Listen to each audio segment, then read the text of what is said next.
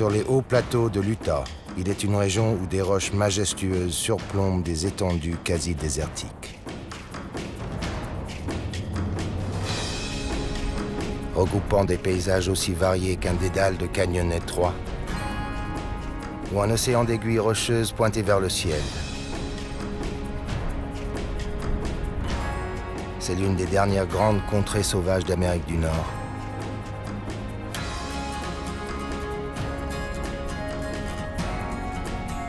On y trouve l'une des plus impressionnantes structures naturelles du monde.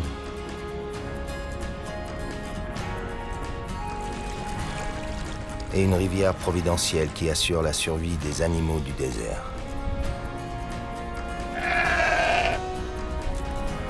Ici, l'eau est une force qui creuse des canyons. C'est un lieu aussi beau qu'inhospitalier.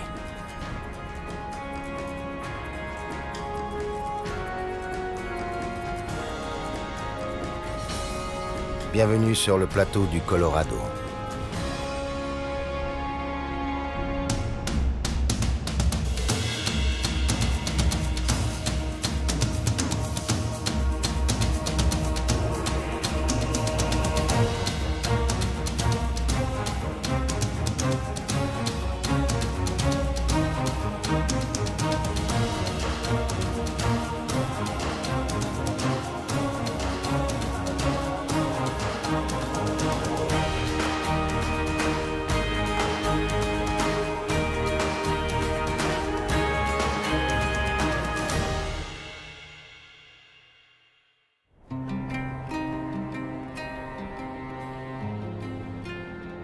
Le parc national de Zion est un trésor géologique qui s'étend sur près de 600 km² au sud-ouest de l'Utah. Il est situé en bordure du plateau du Colorado, 340 000 km² au total, constitué pour les 3/4 de hautes plaines désertiques parsemées de pins et de genévriers. Ce plateau de haute altitude est bordé par les montagnes rocheuses à l'est, le grand bassin des États-Unis au nord et le désert de Sonora au sud. Il est à cheval sur 4 États, l'Utah, l'Arizona, le Colorado et le Nouveau-Mexique.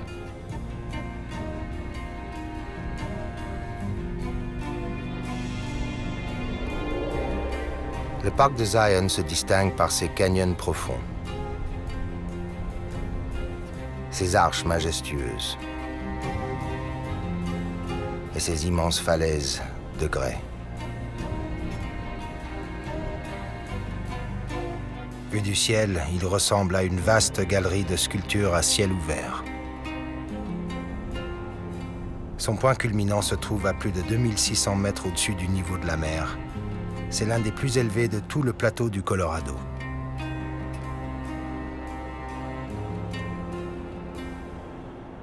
Les parois de ces canyons sont plus hautes que les plus grands gratte-ciel du monde. J'aime me sentir totalement entourée par les rochers et les canyons et n'être qu'une infime partie de ce paysage grandiose. Il y a plusieurs millions d'années, un soulèvement de la croûte terrestre a poussé d'immenses quantités de roches vers le ciel. C'est ce qui a donné au parc national de Zion son altitude actuelle. Mais ceci n'était que le premier d'une longue série d'événements qui ont façonné le paysage. L'eau qui s'écoulait du plateau a creusé les très vieilles couches de roches. Des sédiments et de gros rochers ont été entraînés en aval pour donner naissance à un canyon grandiose. Un cours d'eau continue de creuser son sillon à travers Zion.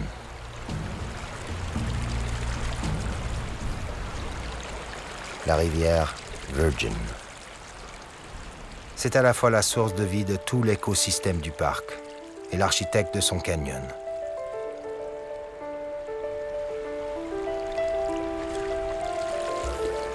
Elle ne mesure que 30 mètres de large en moyenne, mais suit une pente extrêmement forte. Au fil de ses 260 km, Elle perd 2380 mètres d'altitude, soit plus de 10 mètres de dénivelé tous les kilomètres. En comparaison, le dénivelé du Mississippi n'est que d'1,5 cm par kilomètre. En descendant vers la vallée, la rivière prend de la vitesse et accentue l'érosion des roches, comme si elle tranchait un gâteau en mettant à nu ses nombreuses couches. Inlassablement, la rivière Virgin creuse le canyon.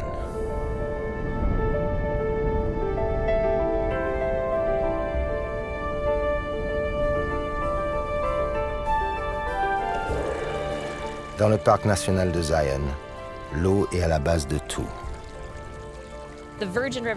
La rivière Virgin est vitale pour cette région. Aujourd'hui encore, c'est ce qui nous permet d'avoir des jardins et de faire de l'agriculture. Depuis 10 000 ans, elle joue un rôle majeur pour tous les humains qui ont peuplé la région.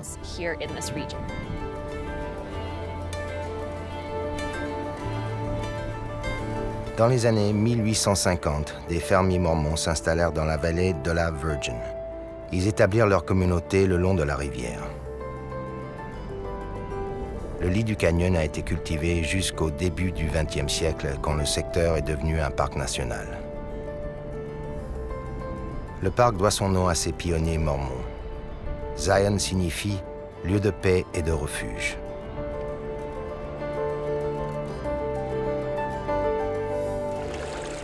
La rivière Virgin est une oasis qui traverse une cuvette de poussière. Bordé par le désert Moave et les déserts du Grand Bassin, le parc se trouve à l'intersection de 3 écosystèmes distincts.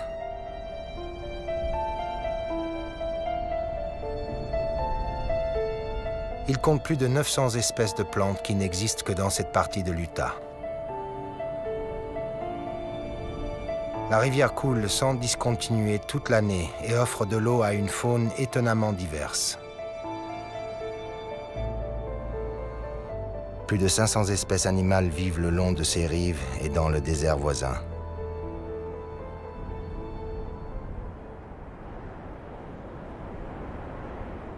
Dans le sud-ouest des États-Unis, l'eau est une denrée rare.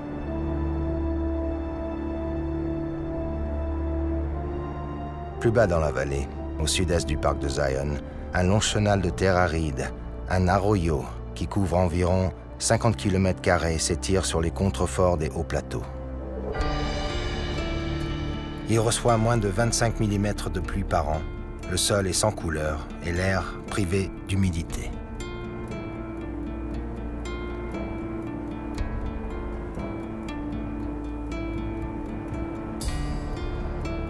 La terre est desséchée, mais plus pour longtemps.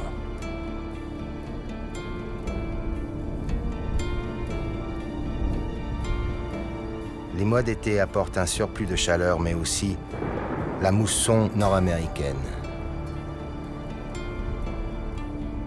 La météo de la région se transforme complètement. C'est d'ailleurs de là que vient le mot mousson. C'est un dérivé du mot arabe massim qui signifie saison. Il y a un changement saisonnier des vents dans toute la région. Les anciens marchands qui sillonnaient l'océan Indien et la mer d'Arabie ont été les premiers à décrire ce phénomène. Ils avaient remarqué que sous les tropiques, les vents obéissaient à un système d'alternance. En hiver, un vent sec souffle depuis les montagnes vers le nord-est. En été, il souffle en rafale dans le sens opposé. La différence de température entre les terres, plus chaudes et sèches, et la mer plus froide et humide, pousse les vents depuis les océans vers l'intérieur des terres. C'est ce qui provoque la mousson. Ce changement de vent entraîne de l'humidité venue des tropiques vers le sud-ouest des États-Unis.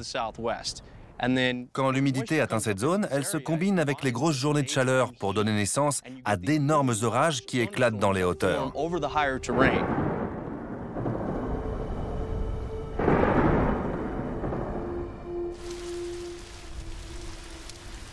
Ces orages peuvent faire tomber jusqu'à 50 mm de pluie en à peine 2 heures.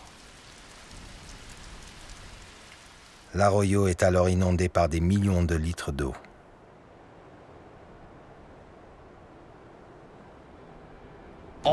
Toute cette eau s'accumule et vient remplir l'Arroyo. Il fait à peu près la largeur d'une autoroute à 6 voies. Actuellement, le sol est desséché. Il n'y a quasiment aucune humidité. Mais on peut passer de ça à une situation où il y a 1,20 m d'eau de façon quasi instantanée.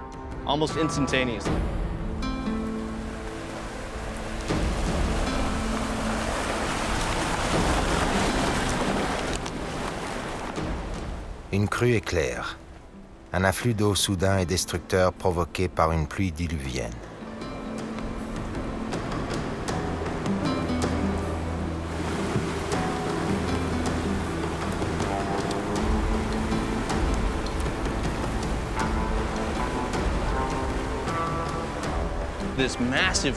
Un énorme torrent chargé de débris se déverse dans les arroyos. On voit un mur de débris noirs jaillir de nulle part. C'est comme un tsunami à l'intérieur des terres.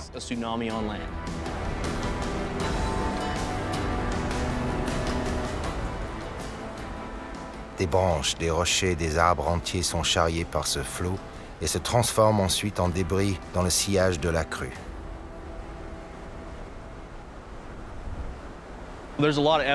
Quand on observe cet arroyo, on peut voir les traces des crues éclairs.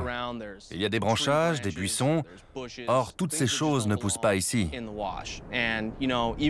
Même cette pomme de pin a été apportée par une crue. Il n'y a pas le moindre pin à moins de 50 km à la ronde.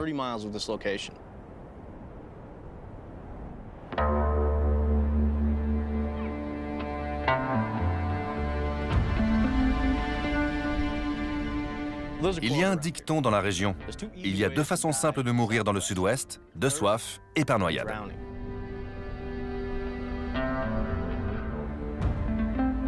Les parois des canyons peuvent monter à plus de 600 mètres. Le sentier en contrebas serpente sur des centaines de kilomètres.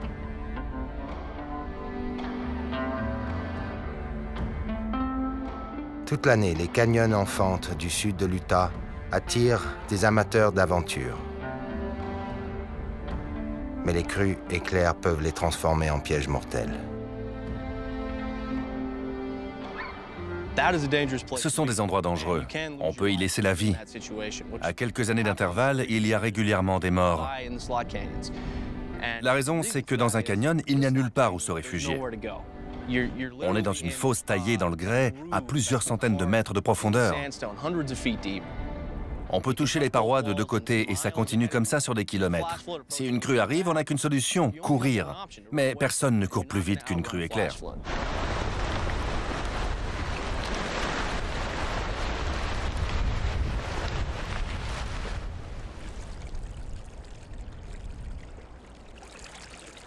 Quand on vient faire de la randonnée dans la région, il faut se renseigner sur les prévisions météo du jour. Si l'eau est une force destructrice, elle est aussi à l'origine de la création des extraordinaires canyons de l'Utah, qui ont été taillés dans la roche par abrasion.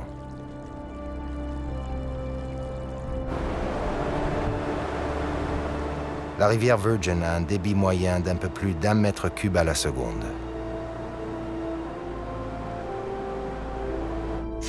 La majeure partie de l'année, le débit n'est pas très élevé et l'érosion est faible. Mais pendant les crues, la rivière gagne en puissance. Elle soulève de la matière du fond de la rivière et attaque les parois de grès.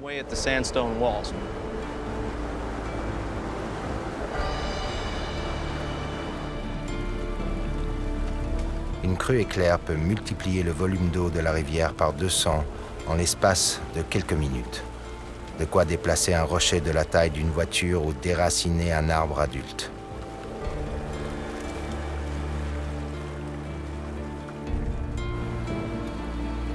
La rivière Virgin charrie chaque année quelques 300 millions de tonnes de débris et à chaque déluge, elle creuse un peu plus les parois et le lit du canyon.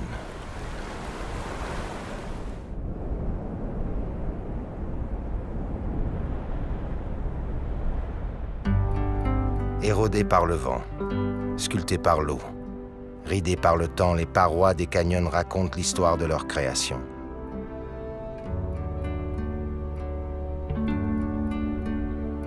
Il y a plus de 200 millions d'années, au gré des soulèvements et des affaissements du sol, le paysage a évolué. Et des mers peu profondes se sont transformées en l'un des plus grands déserts de sable du globe.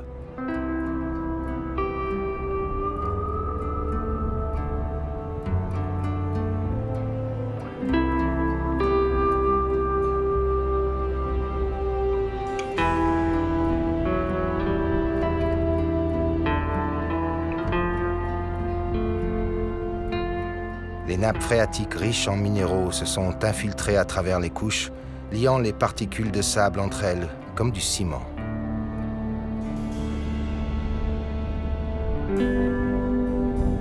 Au fil de plusieurs millions d'années, le sable du désert s'est peu à peu changé en grès et les sédiments se sont transformés en roches.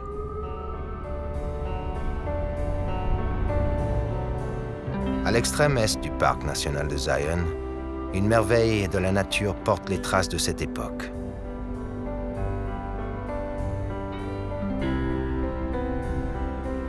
Checkerboard Mesa, la mesa de l'échiquier. Elle doit son nom au motif à damier qui orne sa surface. Ces lignes taillées dans la roche permettent de visualiser le passé géologique de Zion. Les rides horizontales montrent qu'autrefois la région était couverte de dunes de sable. Il y a plus de 200 millions d'années, les vents qui soufflaient sur ce désert ont empilé les dunes les unes sur les autres.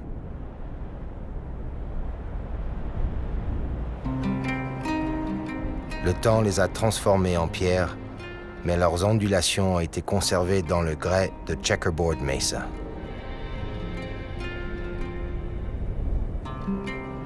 Quand le soleil disparaît, les températures chutent parfois de plus d'une trentaine de degrés. L'eau qui s'écoule du sommet des plateaux gèle et laisse derrière elle des fractures verticales comme des fissures dans un trottoir au terme d'un hiver rigoureux.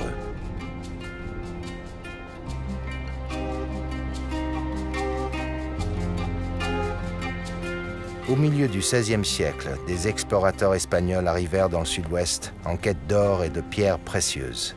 À la place, ils découvrirent les trésors géologiques de Zion.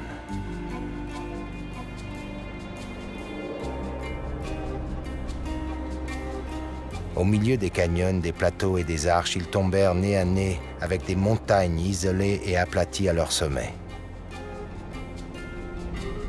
Fascinés par leur forme, ils les baptisèrent mesas, tables en espagnol.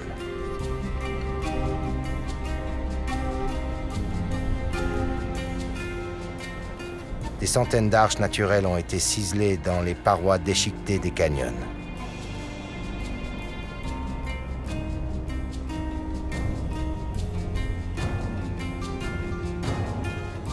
L'extrême nord-ouest du parc abrite l'une des plus fascinantes merveilles de Zion.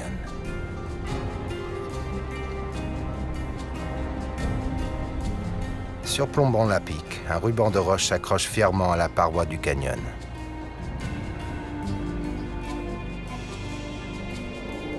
Collob Arch s'étire sur plus de 85 mètres. C'est l'une des plus longues arches naturelles de la planète.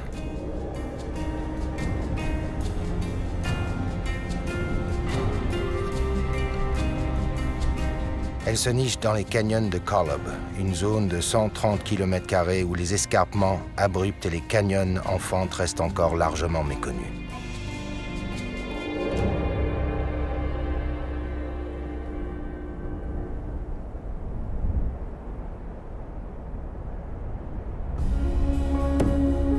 Le plus haut sommet de ce secteur culmine à 2650 mètres au-dessus du niveau de la mer. Il domine l'ensemble du parc de Zion. Dans les années 1850, des pionniers mormons découvrent cette région. Ils y font paître leur bétail et se mettent à exploiter le bois. Ébahis par ces immenses parois de grès, ils baptisent ces canyons Collob, la demeure la plus proche du ciel.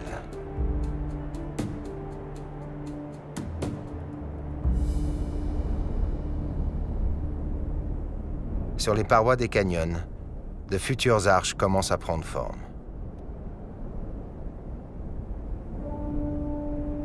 De l'eau s'écoule dans certaines cavités de la paroi.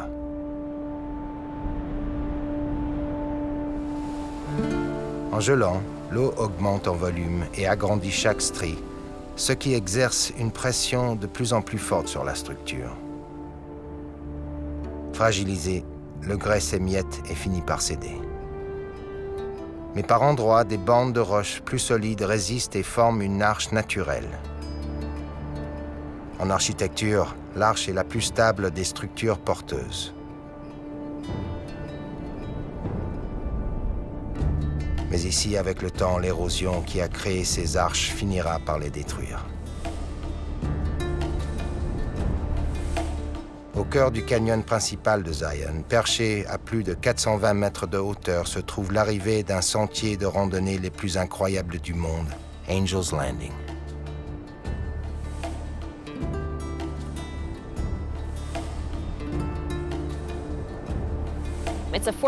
Il y a un dénivelé de 425 mètres entre le niveau de la rivière et le sommet. Et sur les 800 derniers mètres d'ascension, on a un à-pic des deux côtés. Alors il faut se tenir à des chaînes pour arriver jusqu'en haut. En 1916, Frederick Fisher, un pasteur méthodiste, part en exploration dans le canyon. Arrivé face au monolithe, il s'exclame « Seul un ange pourrait se poser ici ». C'est de là que vient le nom d'Angel's Landing, l'atterrissage des anges. Depuis 1926, un sentier a été taillé dans la roche et mène les randonneurs vers les cieux.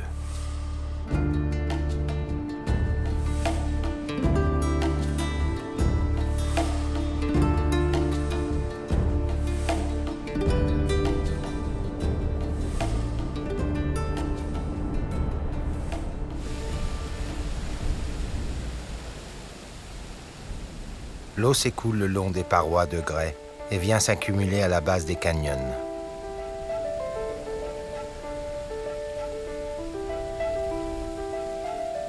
Elle forme ce qu'on appelle les bassins émeraudes. Des jardins suspendus poussent sur les parois déchiquetées, arrosés par l'humidité qui suinte du grès et les gouttelettes d'eau qui tombent du sommet. Les genévriers et les pins ponderosa étendent leurs racines le plus loin possible à la recherche de nutriments.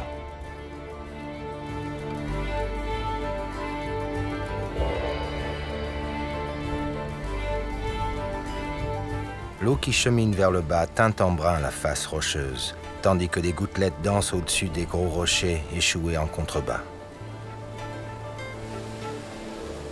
C'est surprenant pour les gens qui viennent ici. Ils s'attendent à ne voir que des paysages arides et ils tombent sur cette petite oasis.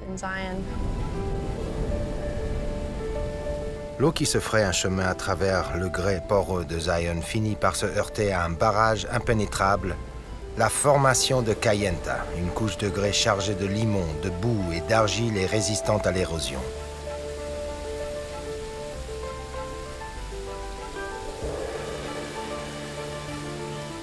Contrainte de modifier son cours, l'eau jaillit de la roche en formant une série de cascades qui arrosent les parois du canyon avant de tomber dans la rivière Virgin.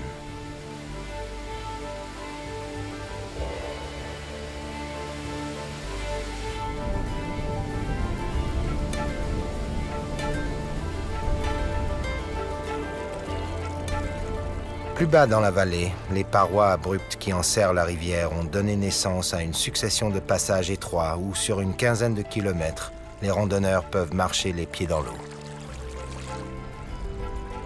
C'est ce qu'on appelle les Zion Narrows. Une gorge de 600 mètres de profondeur et seulement 6 mètres de large qui zigzague à travers le parc.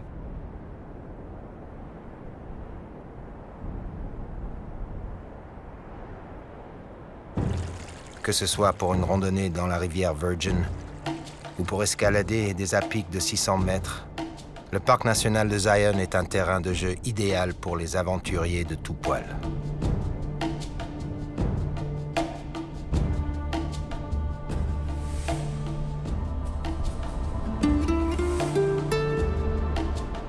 Il y a là plus de 250 km de sentiers de randonnée.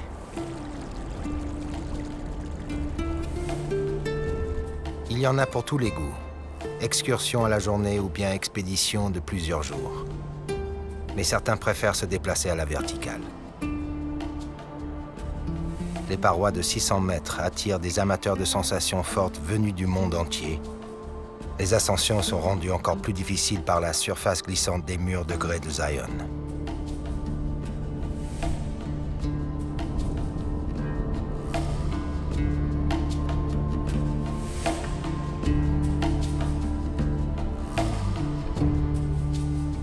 J'aime être en pleine nature. J'aime les endroits sauvages. Et j'apprécie de pouvoir passer toute une journée ici sans croiser personne. Quand on est prêt à faire un petit effort supplémentaire et à emprunter les sentiers les plus difficiles, on peut trouver ici une solitude absolue.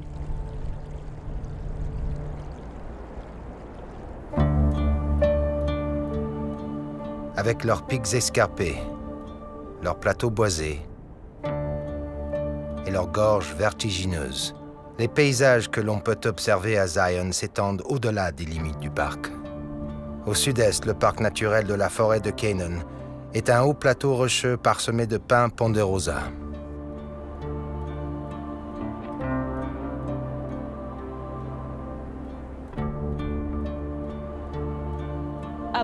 C'est une randonnée en sac à dos de plusieurs jours au milieu d'une étendue de grès où il n'y a quasiment pas d'eau. C'est une randonnée très difficile, entre autres parce qu'on est obligé d'emporter beaucoup d'eau et qu'ensuite on doit en filtrer aux rares endroits où on en trouve. Il y a des centaines de kilomètres de pistes, de canyons en fente et de sommets qui restent à explorer.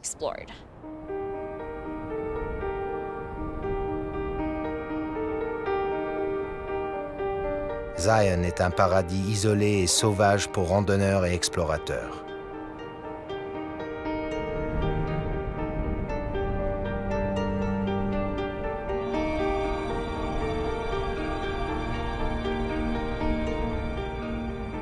Dans la vallée, le soleil du matin déverse sa lumière sur la face ouest du canyon.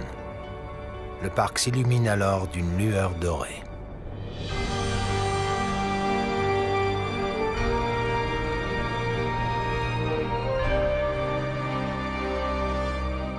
Sur les contreforts ombragés du canyon, des cerfs mulets broutent en savourant la fraîcheur du petit matin. Ce cervidé a la tête ornée de grandes oreilles qui font penser à celle d'un mulet, d'où son nom.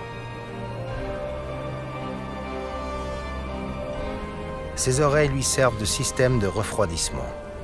Des vaisseaux capillaires sanguins situés sous la peau libèrent la chaleur corporelle de l'animal dans l'air.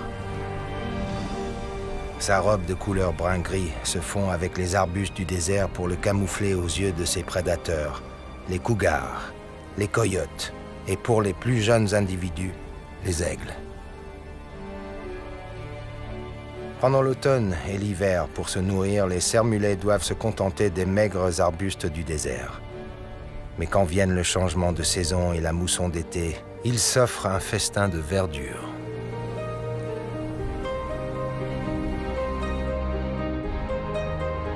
Dès que le soleil se hisse au-dessus du canyon, ils partent se mettre à l'abri à l'ombre des parois de grès.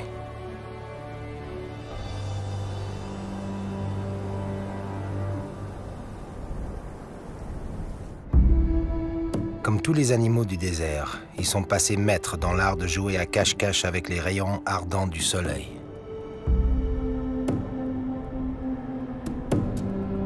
Sur le lit brûlant du canyon, une couleuvre à nez mince se retire dans l'ombre que lui offrent les branches enchevêtrées des broussailles.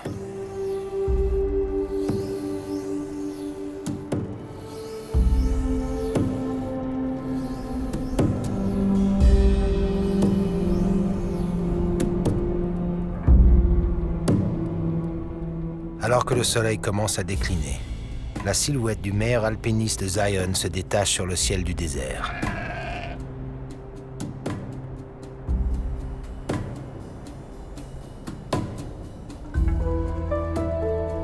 Le mouflon d'Amérique, ou mouflon du désert. Les mouflons vivent dans les montagnes escarpées de l'est de Zion.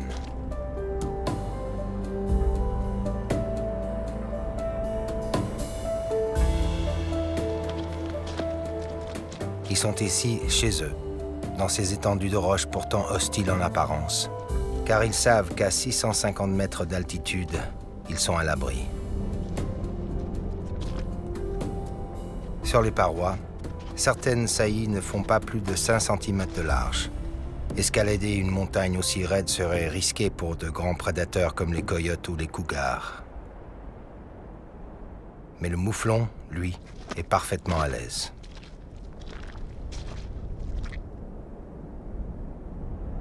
Les mouflons du désert naissent équipés pour l'escalade.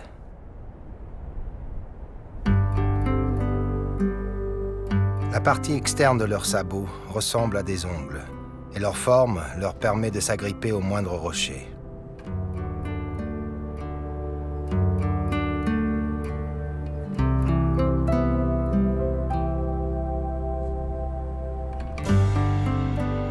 Dans les années 1960, il n'y avait plus de mouflons à Zion. En emmenant avec eux du bétail, les pionniers du 19e siècle avaient également apporté des maladies qui ont fini par décimer l'espèce.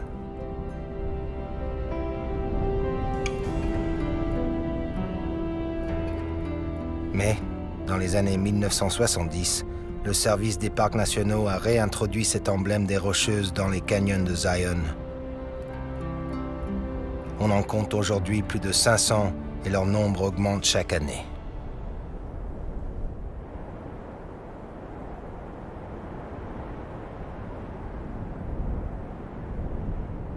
Après une journée à se reposer dans les grottes ombragées du canyon, les mouflons quittent leur cachette.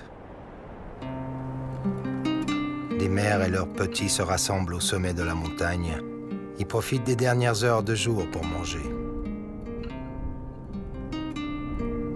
Chez les mouflons du désert, l'union fait la force. Jusqu'à une quinzaine de femelles peuvent se rassembler au sein d'un même troupeau.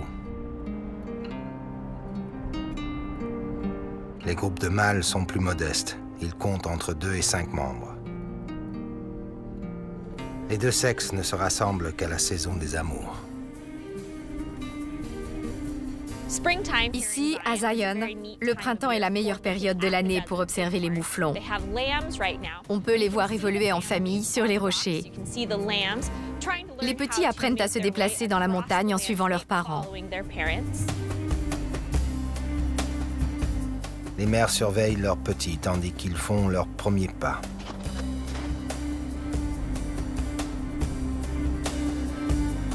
Ces agneaux avancent prudemment sur les rochers. Ils hésitent à descendre.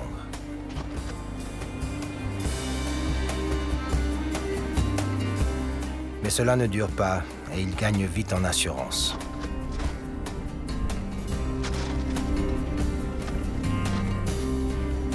D'ici peu, ils arboreront les cornes caractéristiques de l'espèce.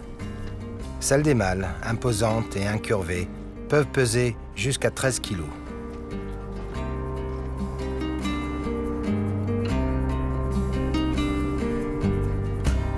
Les cornes des femelles sont moins impressionnantes. Elles sont beaucoup plus petites et ne sont pas aussi recourbées.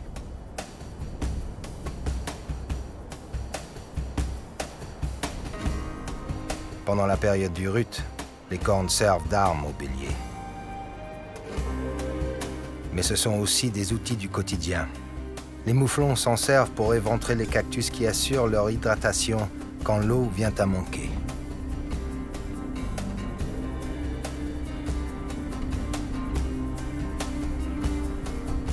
À mesure que le soleil décline, la température baisse. Les mouflons broutent tranquillement.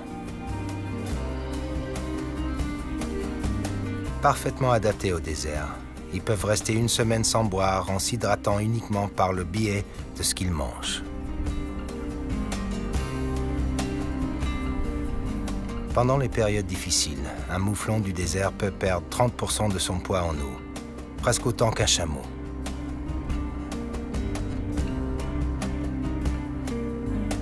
Le soleil est sur le point de se coucher. Après avoir grignoté quelques dernières feuilles, les mouflons repartent plus haut dans le canyon afin de s'abriter pour la nuit.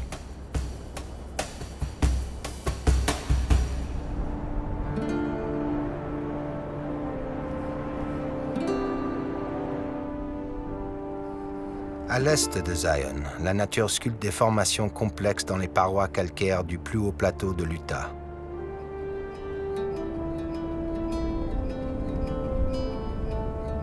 À plus de 2000 mètres d'altitude, le plateau de Paunsaugunt est recouvert d'un manteau blanc.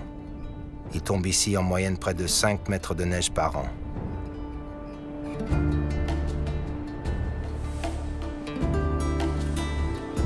Paunsaugunt signifie « demeure des castors » dans la langue des Paiutes, les Amérindiens de la région du Grand Bassin.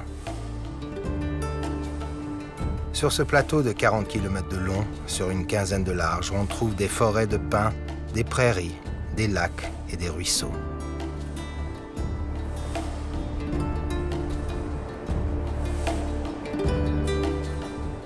On y trouve aussi l'un des plus beaux trésors naturels de l'Utah.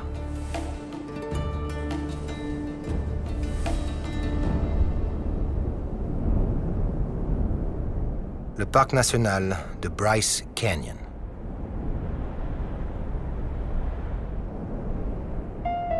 Sur près de 170 km² s'étend un océan d'aiguilles rocheuses.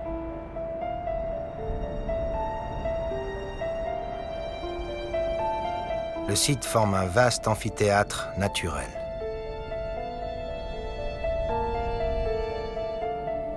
À l'intérieur, les pics orangés semblent changer de forme et de couleur à mesure que le soleil se déplace dans le ciel.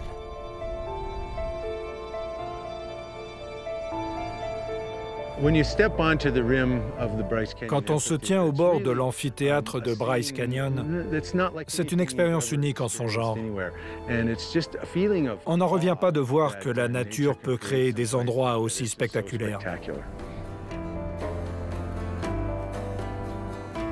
Il y a plus de 50 millions d'années, un lac recouvrait cette zone. Et ces pics si caractéristiques n'étaient que des sédiments au fond du lac, des couches de boue riches en calcium, de limon et de sable.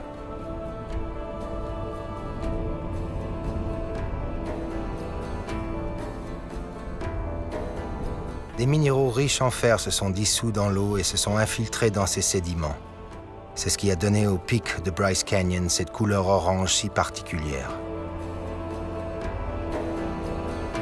Puis au fil de millions d'années, les sédiments riches en calcium se sont solidifiés et se sont transformés en calcaire et en argilite, les principaux constituants de Bryce Canyon.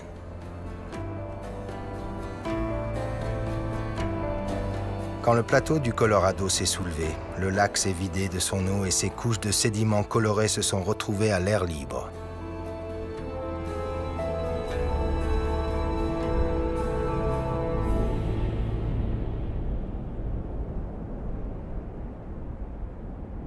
Malgré son nom, Bryce Canyon n'est pas un vrai canyon. Il n'a pas été creusé par un cours d'eau.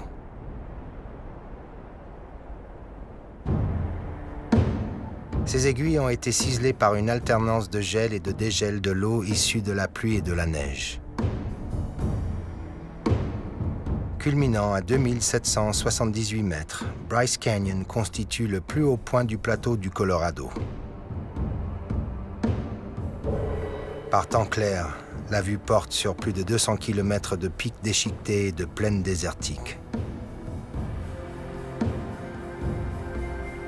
Mais plus on gagne en altitude, plus les températures baissent. Quand le soleil se couche, elles peuvent chuter de 20 degrés.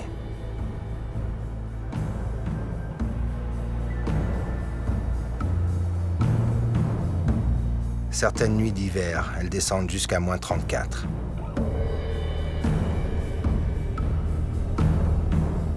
La neige qui avait fondu au soleil durant la journée gèle pendant la nuit.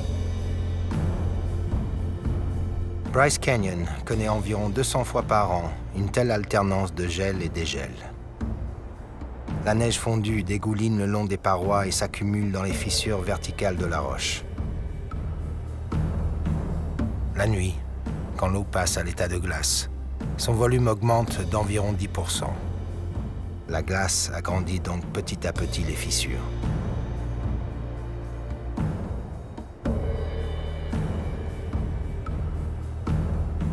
Au bout d'un certain temps, la roche se perce et des trouées, qu'on appelle des fenêtres, se forment dans les parois de Bryce Canyon. Quand une fenêtre devient trop grande, la partie supérieure de la roche, celle qui relie les deux parois verticales, finit par s'effondrer. Des morceaux de roche qui peuvent aller de la taille d'un caillou à celle d'une camionnette se détachent, et ces débris finissent emportés par la fonte des neiges ou par des crues éclairs. Ne reste alors plus que ces pics étranges et fascinants, les hoodoos, ou cheminées de fées. Comme des empreintes digitales, chacune est unique. Les dimensions de ces totems naturels sont variables. Certains font la taille d'un homme, d'autres celle d'un immeuble de 10 étages.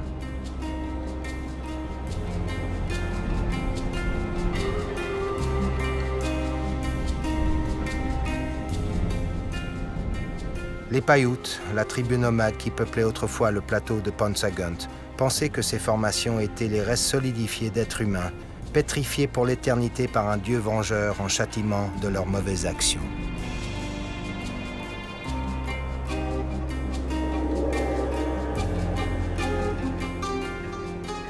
Les explorateurs espagnols pensaient que les Amérindiens vénéraient ces pierres. C'est pourquoi elles ont été baptisées hoodoo, en référence à la croyance afro-américaine du même nom.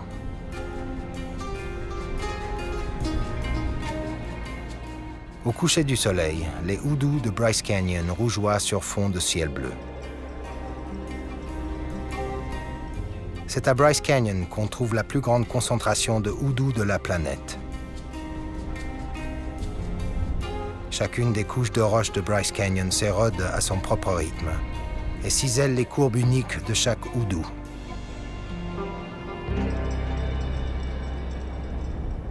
L'argilite est celle qui s'érode le plus facilement.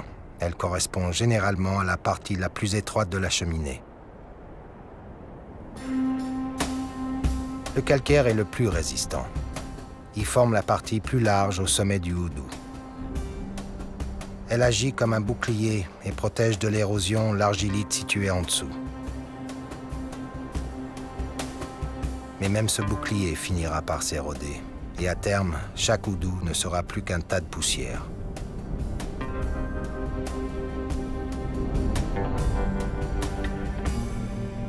Pendant que d'anciens hoodoos disparaissent, de nouveaux voient le jour. Mais le jour venu, l'érosion qui les a fait naître les détruira à leur tour. On estime que d'ici 3 millions d'années, les hoodoos de Bryce Canyon auront disparu, usés par le vent, l'eau, la gravité et les ravages du temps.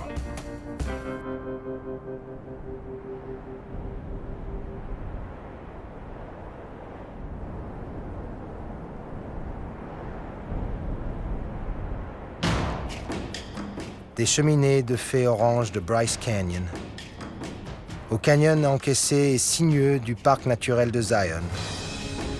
Les hauts plateaux de l'Utah sont un véritable trésor naturel et géologique.